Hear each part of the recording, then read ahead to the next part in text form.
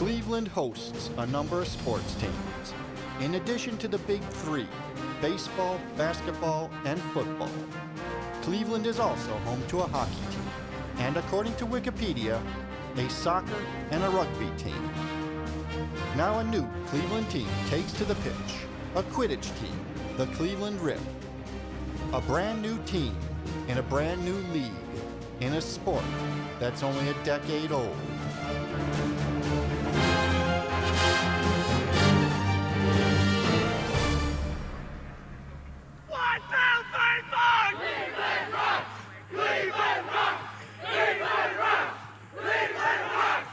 Yes, Cleveland is blessed with teams.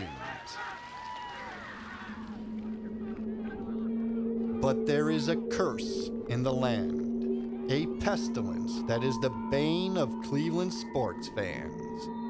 The Cleveland curse prevents any Cleveland team from winning a championship. While Cleveland Quidditch fans are thrilled to have a team of their own, it still begs the question, what possessed them to come to Cleveland? It's all in a name. We had to choose between Columbus, Cincinnati, and Cleveland, so we kind of really liked the idea of Columbus Crew, how it was just a simple one-syllable quick name like Crew, and so that's what we were kind of going for, and then ultimately we thought Rock and Roll Hall of Fame in Cleveland, and so we ultimately settled on Cleveland Riff. Unfortunately, any hope that the curse had yet to find out about Quidditch had been dashed when the Riff lost their first series to the Indianapolis Intensity. It didn't look good going into their second series. Rochester Whiteout came in having already taken the series against both Detroit and Indy, winning 2-1. So they came in 4-2, looking to really supplant themselves as the #1 team in our division. We came in having a rough weekend against Indy where we were 1-2. And so we were really trying to get ourselves going. Brooms up, and they get going.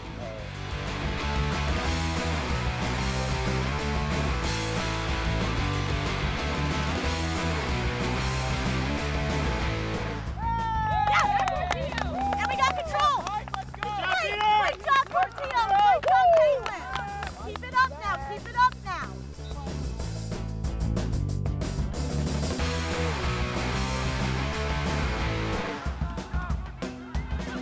It would be close, but the Riff kept the game in snitch range, giving their seeker a chance to seal the win, 80-70.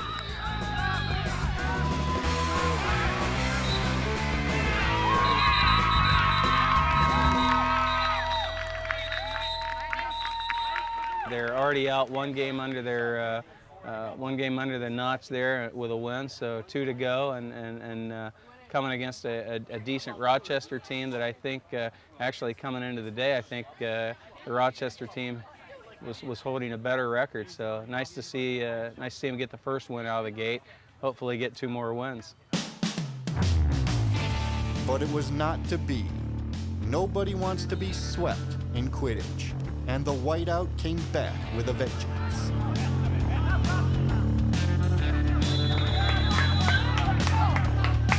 The Riff would struggle to keep up. It could be the summer heat. It could be the curse.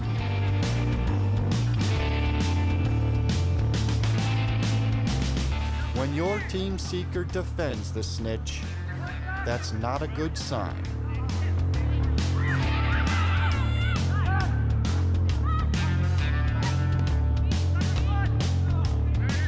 Ultimately, Rochester would score 2 goals to Cleveland's 1.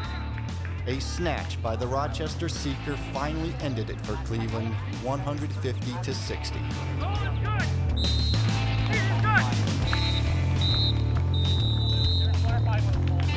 Time to regroup. Time to recover from the heat of the doggiest of dog days of summer.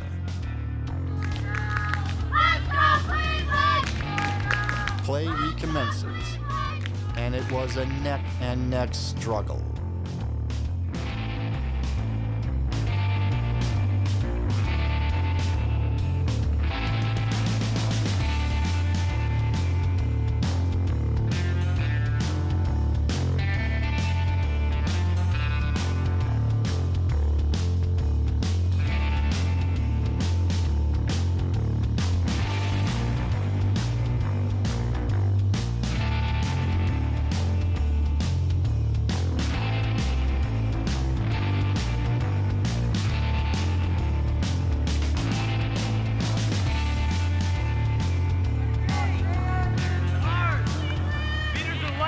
up right now.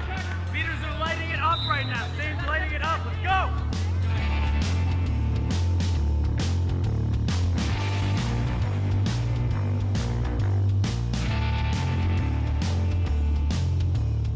In the end, the Riff comes away with a snitch and the win, 90-60. Cleveland takes the series 2-1. Could it be that the Riff was finally on the road to breaking the Cleveland curse? It's looking pretty good. They've got a strong crew. I think probably as good as any of the Cleveland teams' opportunity to break that curse that seems to that cloud that seems to be over the Cleveland sports teams. You know, it's definitely a tough barrier to overcome, but hopefully we'll be the first Major League team in Cleveland to win a championship in, well, like 56 years or 60 years or something like that. So looking forward to Detroit in a few weeks in order to hopefully sweep them. Nobody wants to be swept in Quidditch, not even Detroit. Nonetheless, the Riff took that series as well, 2-1. Cleveland would go on to championship play with a 5-4 record.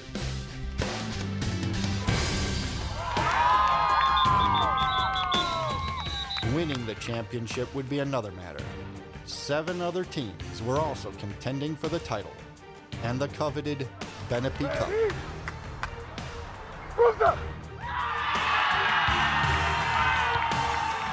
For Cleveland, the first obstacle would be the quarterfinal match against the Washington Admirals.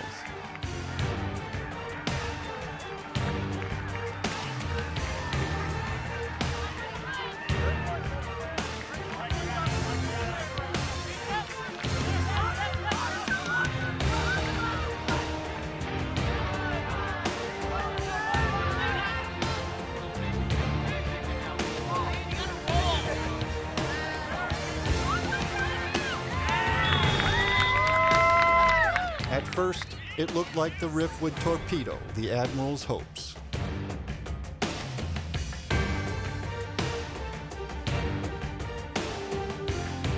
When the opposing team's seeker defends the snitch, that's usually a good sign.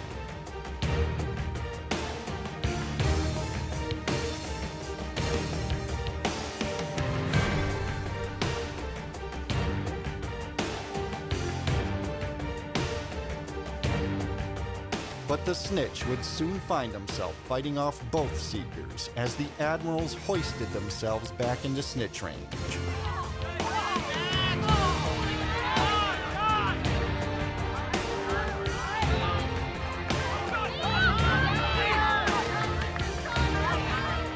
Their beaters were merciless.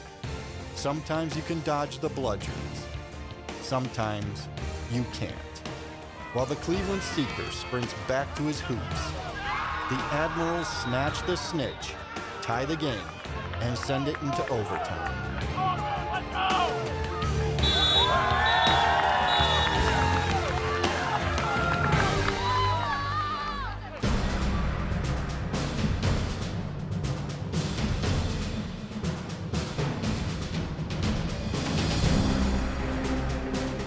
The next 5 minutes would decide it.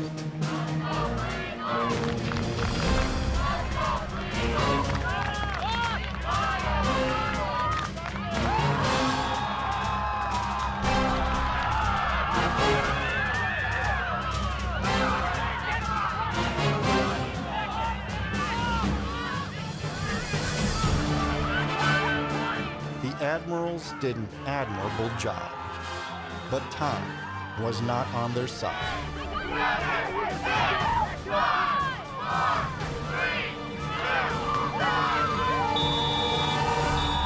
Cleveland wins 130-120.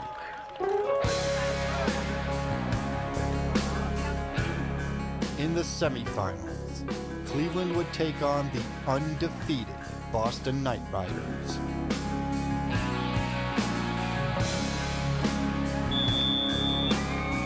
Cleveland gets on the board quickly.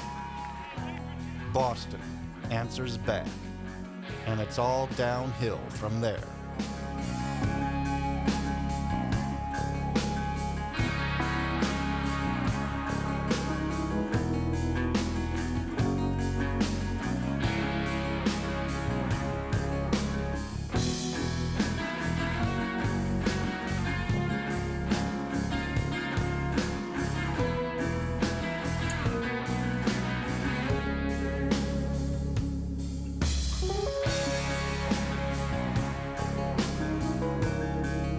that's not a good sign.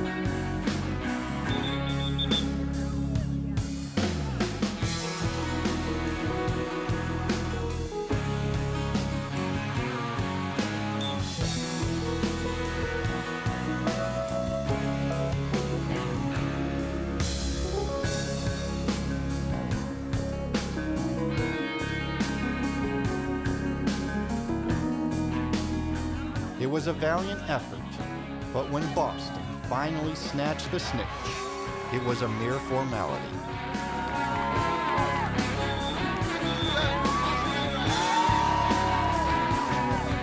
Nobody would beat Boston that year. The Knight Riders would go on to become the first team in Major League Quidditch history to take home the Benepi Cup. They have lucky lobsters in Boston. They don't grow in Lake Erie. But with all the invasive species turning up in the Great Lakes, that may one day change. In the meantime, it's not quite over for Cleveland. There are more games to play. While the Riff would not advance to the finals, they still had a shot at third place.